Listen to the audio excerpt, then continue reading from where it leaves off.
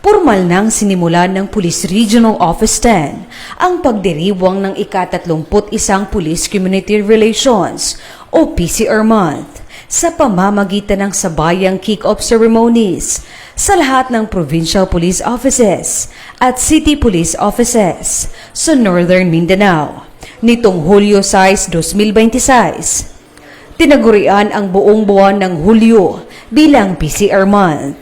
Sa Camp Alagar, pinangunahan ng Pro-10 ang regional kick-off na dinaluhan ni NAPOLCOM Regional Director Attorney Ramon Alfredo E. de la Cruz bilang guest of honor and speaker.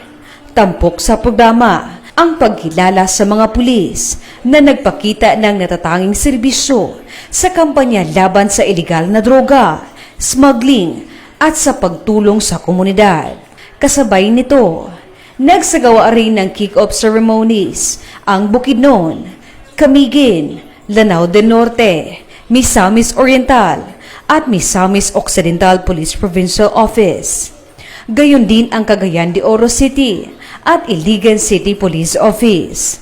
Binigyang diin din sa kani-kanilang programa ang pagpapalakas ng ugnayan ng kapulisan at mamamayan sa pamamagitan ng community engagement, stakeholder recognition, outreach activities, at mga programang nagtataguyod ng kapayapaan at kaayusan. Sa kanilang mga mensahe, hinihikayat ng mga opisyal ng lokal ng pamahalaan, DILG, NAPOLCOM, Academe, at iba pang stakeholders ang patuloy ng pagkakaisa ng komunidad at kapulisan upang mapanatili ang ligtas at maayos na pamayanan. Ayon sa Pro-10, ang pagdiriwang ng PCR Month ay paalala na ang kapayapaan ay hindi lamang responsibilidad ng kapulisan, kundi ng buong komunidad.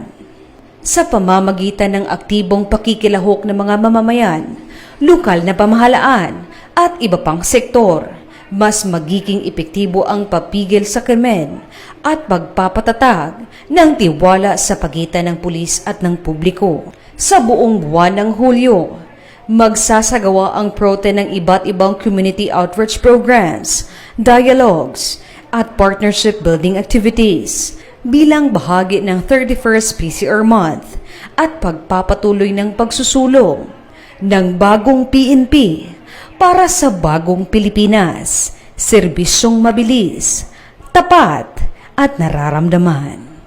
Mula dito sa inyong higalang pulis, Regional Office 10 Public Information Office.